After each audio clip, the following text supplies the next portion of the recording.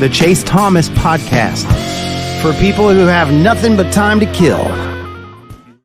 Because Domantas Sabonis is somewhere around 20 triple-doubles this season. So if you like all-around production, I'd go for that. And if you like a very efficient, getting it done with not very little opportunity, but outside of having players run for him, Keegan Murray is your guy. So Domantas Sabonis, Keegan Murray, obviously De'Aaron Fox is explosive, one of the best clutch players in the league. Malik Monk, much improved. A little bit of a different role this season. Well, he's still a sixth man, but now he has more opportunity on offense. He's doing a little more playmaking. He's getting up to the rim again like he was in college. A lot of exciting dunks. The Sacramento Kings are a very fun team. Now, how far they'll get, I don't know. But they're a very fun team to watch in the very least. But matchup dependent, they may be out of here first, second round at the latest. I think they're a guaranteed first round out, right? Like, who would you take? Who do you feel good about the Kings matchup? Like, who was like their best matchup in terms of like their personnel and who's realistic for them? Because I don't see it for anybody right now. Well, looking at the top of the West, I don't think anybody. I don't think they're going to have a fighting chance at all if it's Minnesota or OKC. Yeah. Especially no, both of them, because you got Rudy Gobert and in OKC you got Chet Holmgren, who can probably give Domantas Sabonis some problems defensively.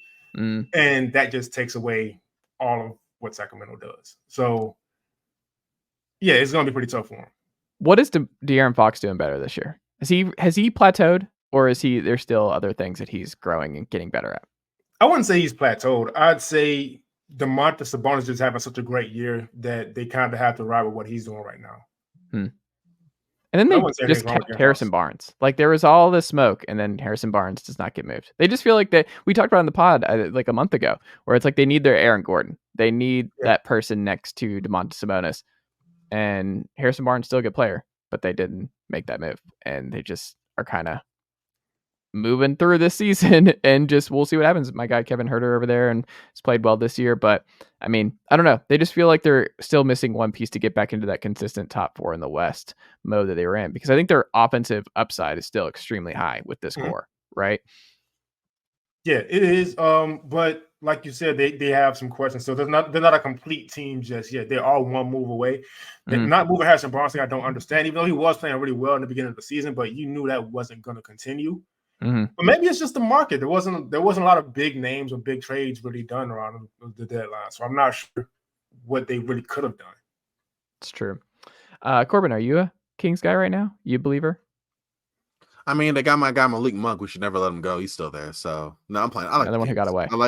Yeah. Well, I mean, he was one of those people. Unlike, I don't know, who else do we have that got away that we should have kept? Lonnie Walker. That we should have signed him back. But like, Malik I don't know. Monk, Lonnie Walker's bounced around. He's shooting the ball really well this year, but there's something there where Lonnie just keeps bouncing around. We need him. Lonnie Walker, I think it can be inconsistent, and I think that's a big thing. But Lonnie Walker's also 25, But like, I get it. Like, you just think that he's one of those guys that we should have given him another shot. I thought he produced well for the Lakers. Malik Monk did. We knew that from the jump, but because we signed him on a make good deal, what we should have done was give him the 2-year contract they gave Damian Jones. Like, that was where we messed up, because we gave Malik Monk the make good. And then he did, and Lakers couldn't do anything about it. Like, oh, great. Wow, thanks. Like, we knew he was gone. There was no way he was coming back for what the Lakers should offer. Where if you put him on the Damian Jones contract, which you end up having to trade, didn't even make it out the year one of that deal, then maybe you have him at a year when you can then bring him back. So stupidity. But yes, I'm a Kings guy. I think that they're fun. I think, like you said, like Kenny brought out, De'Aaron Fox has played a lot better, and he has made improvements, strides in his 3-point shooting and his leadership. Blending his speeds a little bit more. Obviously, Domantas Sabonis is a triple-double machine. They have an array of shooters. Mike Brown has been playing some level of defense.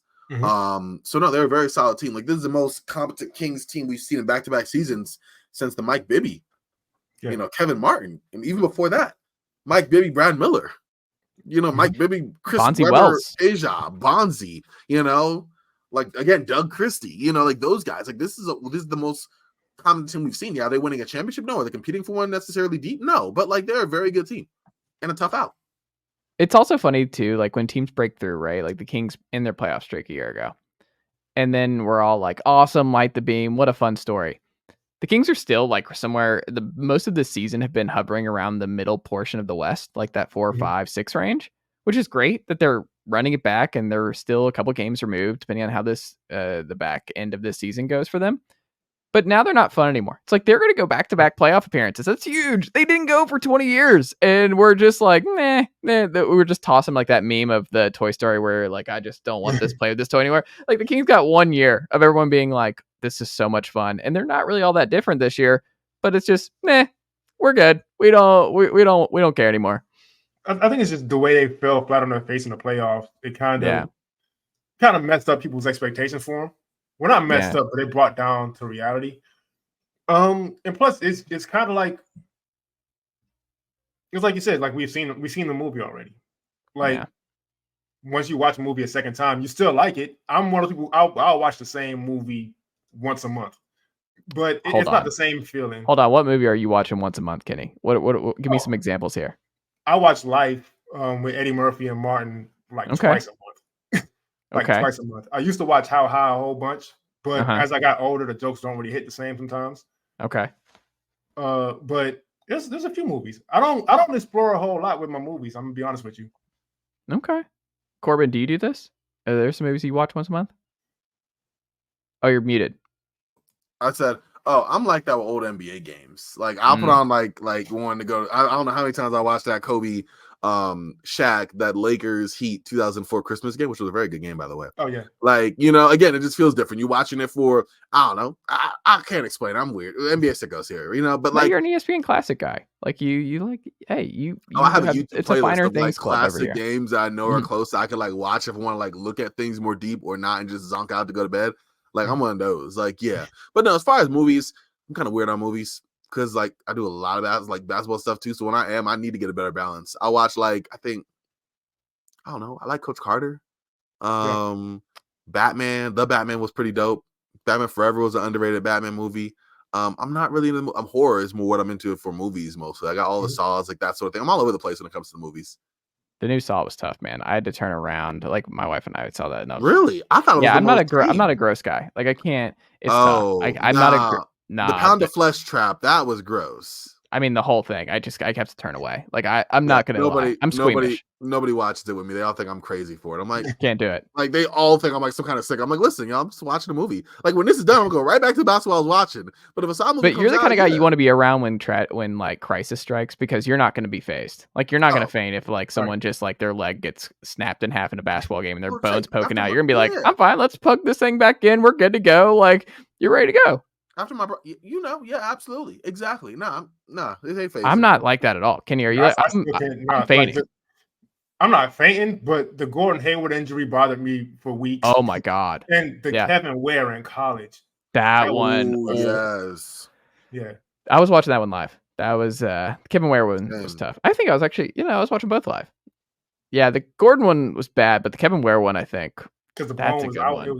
It was disgusting. It was pretty bad. There's a few of the bones that are weird for me. The blood, I'm not worried about. The bone, freaky stuff. Nah, you missed me with that. I still remember. Yeah, missed me with that. I'm not good with that. I never would have guessed this with you, man. Football, you're high school, huh? Yeah, you're just totally unfair. I never guessed. Well, there was one time, like I said, I ruined my football career. One of my best friends, we were doing a football drill. We were both running backs, and he went first and got tackled awkwardly and put his leg up. And you have the cleat and the socks coming up. But the ankle was going around like one of the wheels on those spinny chairs. Oh. And like it was worse because you had to imagine it because the sock was over it. So I couldn't see, that thing was broke. It was a compound fracture, broke in two different places at the ankle.